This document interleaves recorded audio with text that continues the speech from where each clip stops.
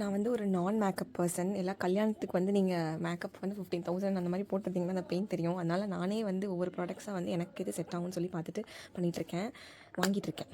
இது வந்து hair touch-up, like front லைனில் வந்து நம்ம ஒரே நேராக எடுத்து கொஞ்சம் ஸ்கேல்ப் தெரியும்ல, அதுக்கு வந்து இந்த பேட்ச் நம்ம பண்ணிக்கலாம். ரெனியோட கவர் இப்போ நல்லாயிருக்கு ஆக்சுவலாக. டேப் பண்ணிக்கலாம். இதை எடுத்து இந்த இதில் டச் பண்ணி நம்ம டேப் பண்ணிக்கலாம். இது வந்து ஃபேஸஸ் கனடாவோட இது ஃபேஸ் பவுடர். இது என்னோடய ஸ்கின் டோனோட மேட்ச் ஆகிற மாதிரி. இது நேற்று தான் வாஷ் பண்ணி போட்டேன். இது என்னோடய ஸ்கின் டோனுக்கு அப்படியே நல்லா மேட்ச் ஆகுது இந்த காம்பேக்ட் பவுடர். பிரேக்கெல்லாம் ஆகலைங்க, நான் ட்ராவல் பண்ணுறப்போ கொண்டு வந்தது தான். ஏதோ ஒரு ப்ராடக்ட் இந்த மாதிரி தான் ஃபேஸ் பவுடர் வாங்கினது 4-5 எல்லாம் உடஞ்சி போச்சு. பட் இது ஸ்டேபிளாக இருக்குது. அப்படியே கீழே போட்டேன், அப்படியே ஸ்டேபிளாக இருக்குது.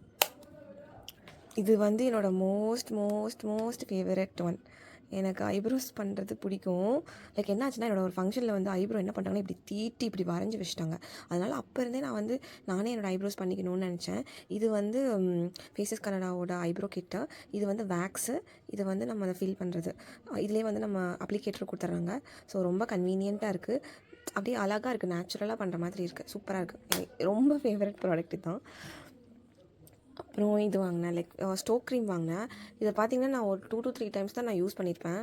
அந்த கடையில் வந்து ஏதோ ஃபேஸஸ் கனடாவிலே இத்தனை ப்ராடக்ட்ஸ் வாங்கினா 20% ஆஃப் அந்த மாதிரி போட்டிருந்துச்சு.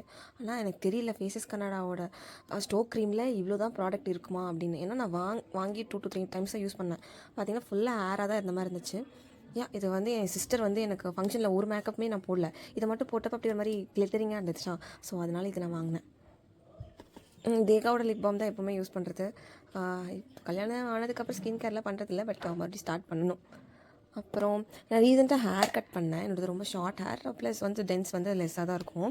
அதனால் நானே வந்து ஹேர் ப்ளோ ட்ரை, நான் லேயர்ஸ் பண்ணியிருக்கனால ஹேர் ப்ளோ ட்ரை பண்ணுறப்போ வந்து இன்னும் நல்லா ஃப்ளஃபியாக நல்லா தெரிஞ்சுது. அதனால் எனக்கு வந்து இது பார்த்திங்கன்னா இந்த வேகாவோடது வந்து காம்பேக்டாக இருக்கனால ஈஸியாக தூக்கிக்க முடியுது. ப்ளஸ் குட்டியாக இருக்குது. லைக் என் குட்டியாக இருக்குது, குட்டியாக ஸ்டைல் பண்ணுறதுக்கு நல்லா இருக்குது. ஆக்சுவலாக எனக்கு நல்லாயிருக்கு. லேயர்ஸ் பண்ணால் தான் அது விசிபிளாக வந்து அந்த ப்ளோ ட்ரை பண்ணுறப்போ நல்லா தெரியும். இந்த டூல் வாங்குறப்போ ஹீட் ப்ரொடெக்டர் வாங்கணும்னு சொன்னாங்க. ஸோ அதனால் பி பிளண்டோட ஹீட் ப்ரொடெக்டர் வாங்கியிருக்கேன். லாரியலோட ஹேர் சீரம் வாங்கினேன். என்கிட்ட ஏற்கனவே இந்த சீரம் இருக்குது. ஸோ நான் அங்கே பெங்களூர் வாட்டர் அவ்வளோவா சரியில்லைங்க, அதனாலேயே ஊற விட்டு போகிறதுக்கு மனசு இல்லையான்னு தெரியல. இதெல்லாம் தாங்க நான் இப்போதைக்கு கலெக்ட் பண்ணி வச்சுருக்க என்னோடய மேக்கப் கிட். இன்னும் வந்து ஃபவுண்டேஷன் வாங்கணும், அப்புறம் ப்ளஷ் அந்த மாதிரி குட்டி குட்டியாக வாங்கி அடுத்த ஃபங்க்ஷனுக்கு நானே வந்து மேக்கப் போட்டுக்க போகிறேன். 10,000 15,000க்கு நான் அப்புறம் நல்ல ப்ராடக்ட்டே வாங்கி முடிச்சிடுவேன்.